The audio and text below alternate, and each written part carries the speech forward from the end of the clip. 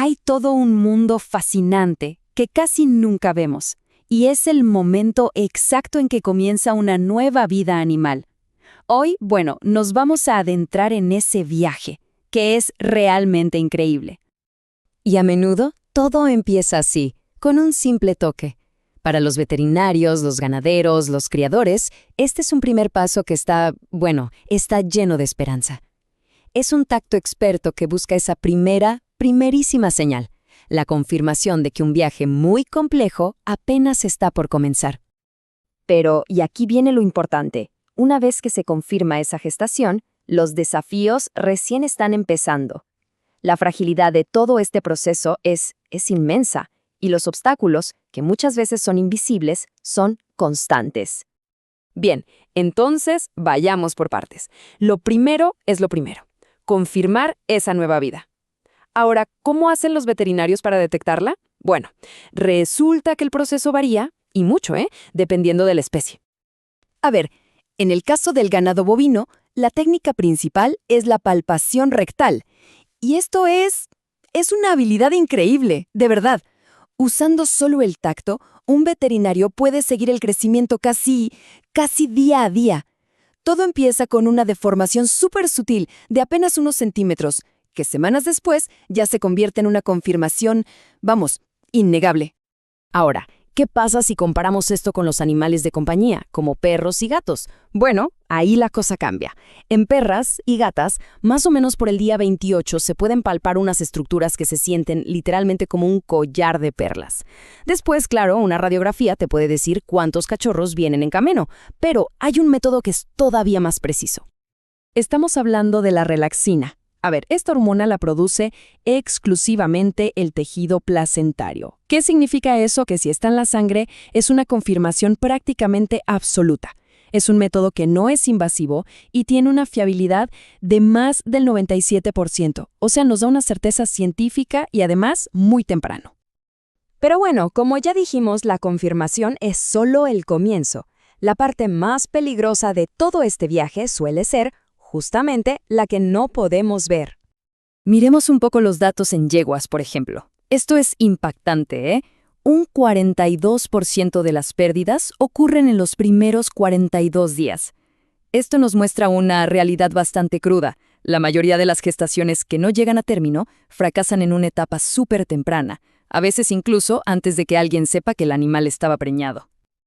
Y ojo, que esto no es algo exclusivo de los equinos, para nada. En general, se calcula que entre un 25 y un 40% es muchísimo de las concepciones animales terminan en una pérdida embrionaria temprana. Y esto es uno de los mayores desafíos en la producción animal, con un impacto económico y emocional gigante. Pensemos, para un ganadero son meses de trabajo y recursos que se van a la basura. Y para un creador es cortar de raíz una línea genética muy valiosa. Entonces, ¿qué es lo que causa estas pérdidas tan silenciosas? Bueno, muchas veces son factores internos, casi inevitables. Hablamos de errores en los cromosomas, defectos genéticos que vienen de antes o simplemente una baja calidad del óvulo. Son como obstáculos naturales que impiden que el embrión se desarrolle bien desde el minuto 1. Pero no todo es genética, claro. También existen amenazas que vienen de afuera, que atacan al feto mientras se desarrolla. Y convierten al útero, que debería ser el lugar más seguro del mundo, en un verdadero campo de batalla. A ver, sigamos el rastro de una infección para entenderlo mejor.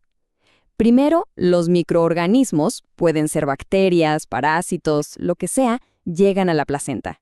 ¿Y qué pasa ahí? Que encuentran un ambiente perfecto para multiplicarse. Y claro, causan una inflamación que se llama placentitis.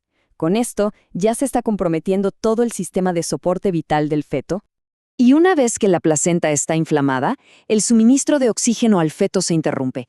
Por el estrés que esto le genera, el feto defeca dentro del útero y contamina el líquido amniótico. En un intento desesperado por respirar, inhala ese líquido contaminado y eso desencadena una serie de eventos que terminan siendo fatales. Y acá es donde vemos el verdadero desafío para el diagnóstico.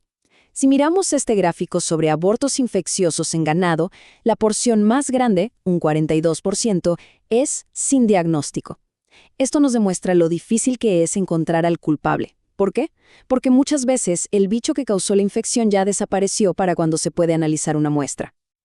Pero bueno, cuando el viaje sí tiene éxito, todo culmina en el milagro del nacimiento. Fisiológicamente hablando, es como una obra de teatro, una que está perfectamente orquestada en 3 actos. Primero tenemos la fase de dilatación, que es cuando el cérvix se abre. Después viene la fase de expulsión, o sea, el nacimiento propiamente dicho. Y finalmente, la fase donde la madre expulsa la placenta. Cada una de estas fases es clave y, claro, tiene que ocurrir en el orden correcto para que todo salga bien. Pero claro, el guión no siempre se sigue al pie de la letra. A veces el nacimiento necesita una manito. El término clínico para esto es distocia, que en palabras simples significa un parto difícil, un parto obstruido. ¿Y por qué ocurre? Bueno, puede ser porque la madre es muy pequeña o el feto muy grande, y esto es muy común, porque el feto simplemente no está en la posición correcta para poder salir. Miren esta imagen que lo deja muy claro. La posición del feto es crítica. La cabeza y las patas delanteras tienen que salir primero, como si fuera un nadador que se tira de cabeza al agua. Cualquier otra postura, por ejemplo, una cabeza que está doblada hacia atrás, puede frenar el proceso por completo. Entonces, si la naturaleza se queda atascada, ¿cómo puede intervenir un veterinario? Bueno, acá es donde entra la intervención. A veces es suficiente con una simple manipulación con la mano para corregir la postura. Pero otras veces se necesitan herramientas como estos extractores, que lo que hacen es aplicar una fuerza controlada y constante. La clave siempre es trabajar en sincronía con las contracciones de la madre. Eso es fundamental para no causar ningún daño. Y uno podría pensar que el viaje termina con el nacimiento, ¿no? Pero no. El posparto es un momento súper crítico de recuperación y trae desafíos totalmente nuevos para la madre. A este proceso se lo conoce como involución uterina. Pensemos que el útero creció de una forma descomunal. Ahora tiene que contraerse, repararse por dentro y limpiarse para estar listo para una futura gestación.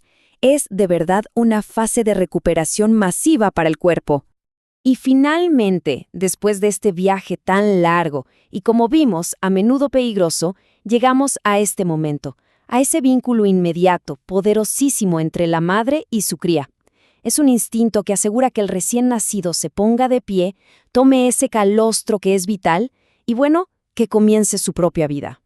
Cada paso de este viaje, desde un código genético y una confirmación casi microscópica, hasta el primer aliento está lleno de ciencia, de riesgo y también de maravilla. Y entender todo esto no solo sirve para ayudar a un animal en particular, es de hecho fundamental para la producción de alimentos, para la conservación de especies y en definitiva para el cuidado de todos los animales con los que compartimos el planeta.